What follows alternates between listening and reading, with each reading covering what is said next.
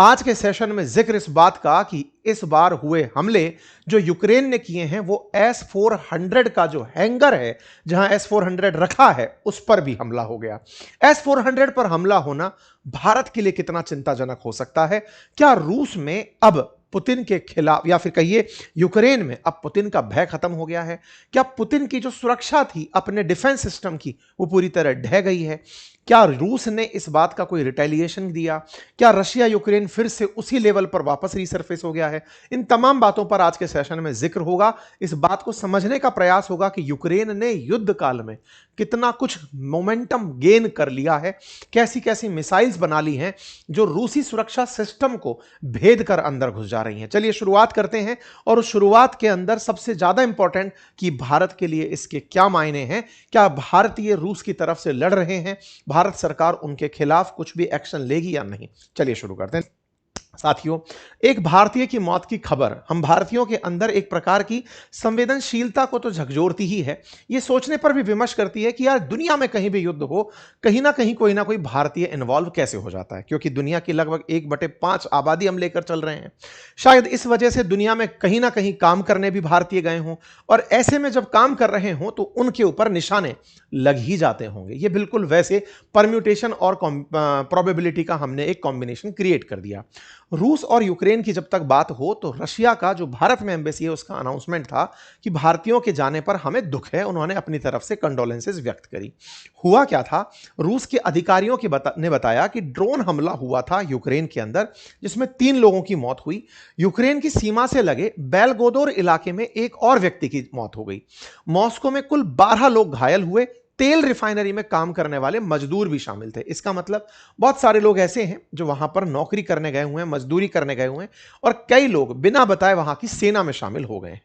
Kyiv independent की खबर को अगर माने तो यूक्रेन ने मॉस्को में सैन्य और ईंधन से जुड़े हुए अहम ठिकानों को निशाना बनाया, जिसमें मॉस्को की ऑयल रिफाइनरी, सोलनेचकोगार्स्क और ये थोड़े से रशियन नाम है, वोलाडार्स्क ईंधन स्टेशन को भी इन्होंने निशाना बनाया है। ये जानकारी कौन दे रहा है? खुद जेलेंस्की जानकारी दे रहे हैं। इसको ये बधाई के रूप में ले रहे हैं। इनका कहना है कि हमारे amphibious helicopters, KA-27 helicopter, cargo vessel जो एनिमेशन ले जा रहा था, surface to air missile gun system, Tor surface to air missile system, इन तमाम चीजों के बारे में इन्होंने कहा कि other targets have been hit. हमारी लॉन्ग रेंज सैंक्शंस जो हैं रशिया की ऑयल इंडस्ट्री के ऊपर, हमने उन्हें भी, इन्होंने ये कहा कि हम लाइन ऑफ कॉन्टैक्ट से यानी बॉर्डर से 1000 किलोमीटर अंदर घुस के मार कर आए। इसको ऐसे समझिए, देखिए यूक्रेन के पास अब तक डिफेंस की क्षमताएं तो थी कि उस पर हमला हो तो बचे कैसे, लेकिन आगे घुसकर हमला करने की क्षमताएं नहीं थी।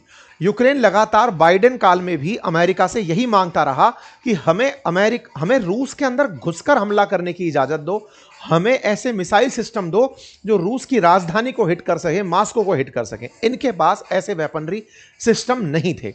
इन्होंने खुद, क्योंकि आप सोचिए फरवरी 2022 से जंग चल रही है, फरवरी 2027 आने की बारी हो रही है, 4 साल पूरे कंप्लीट हो चुके हैं, लगभग 4.25 साल से युद्ध चल रहा है।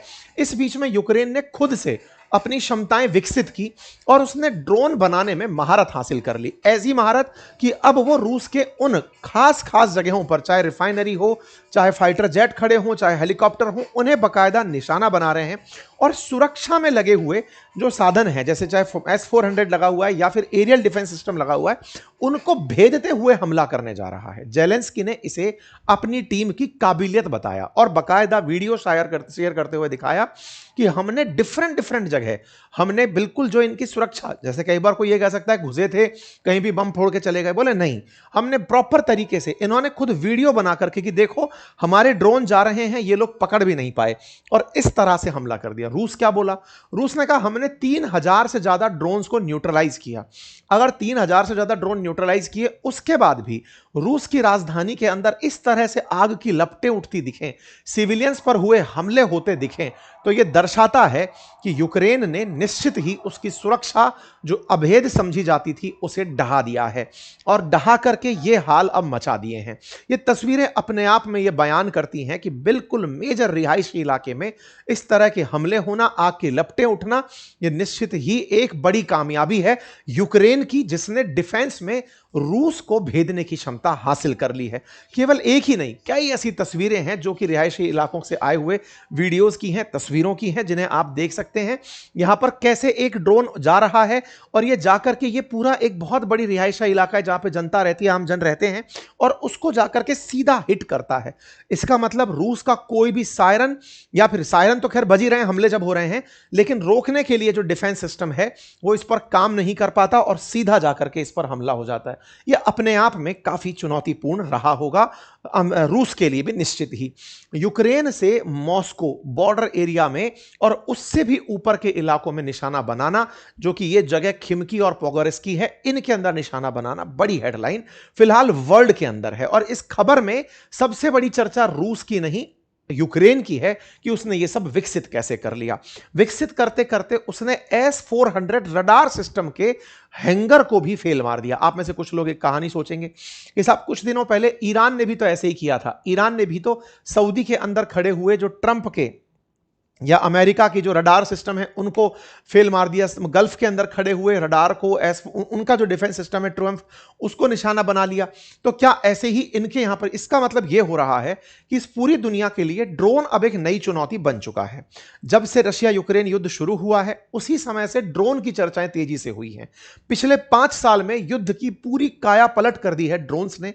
आज ईरान भी अगर अजेय बना हुआ है, अमेरिका तमाम प्रयासों के बावजूद ईरान पर अगर कब्जा नहीं कर पा रहा है, कंट्रोल नहीं कर पा रहा है, स्ट्रेट ऑफ हॉर्मुज अगर नहीं खुलवा पा रहा है, तो उसकी भी काबिलियत में बने हुए शहीद ड्रोन ही हैं।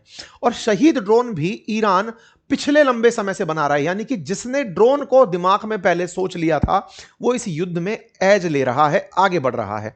रूस को ईरान ने कभी अपने शहीद ड्रोन भेजे थे जिससे वो यूक्रेन पर काउंटर स्ट्राइक करने में कामयाब हुआ था। एक समय था जब देशों की तरक्की मानी जाती थी कि उन्होंने इंटर कॉन्टिनेंटल मिसाइल बना ली, किसी ने बहुत सुपरसोनिक, हाइपरसोनिक। आज ये जो ड्रोन उड़ रहे हैं ये बहुत ही छोटी सी स्पीड में, सबसोनिक स्पीड में उड़ने वाले ड्रोन्स हैं। बिल्कुल हवाई जहाज, बिल्कुल सस्ते तरीके से चलते हुए, हेलीकॉप्टर स्टाइल में चलते हुए ड्रोन्स हैं। जाकर के कहीं भी जाकर के शहीद हो जाते हैं, जाकर फट जाते हैं। दुनिया के देशों को यह नया अनुभव है और जो ड्रोन तकनीक में तेजी से आगे बढ़ रहे हैं वो युद्ध के अंदर एज लेते हुए चल रहे हैं। यूक्रेन ने इसका तोड़ पहले ही ढूंढ लिया था। मैंने पहले भी आपको बताया था कि तुर्की की बायरक्तार जो ड्रोन है, उस बायरक्तार ड्रोन की सप्लाई यूक्रेन को हुई थी शुरुआती दौर में। उसके बाद यूक्रेन ने खुद से अपनी इंजीनियरिंग लगा करके, क्योंकि यूक्रेन ऑलरेडी डिफेंस इक्विपमेंट के मामले में बहुत उन्नत है। आपको पता हो तो भारत के युद्धपोतों में भी जो इंजन बनकर आता है, चाहे हम रशियन मेड युद्धपोत ले रहे हो, इंजन यूक्रेन मेड होता है। तो उनको डिफेंस के अंदर और इंजीनियरिंग के अंदर बहुत ज्यादा एक्सपर्टाइज है और उन्होंने इस वॉर टाइम में ऐसे ड्रोन्स को खुद से बना लिया जो आज S-400 रडार सिस्टम के हैंगर को निशाना बना रहा है, ड्रोन कंट्रोल सिस्टम को, डेटा ट्रांसमिशन सेंटर को, और इन सब को निशाना बनाने में कामयाब हो रहा है।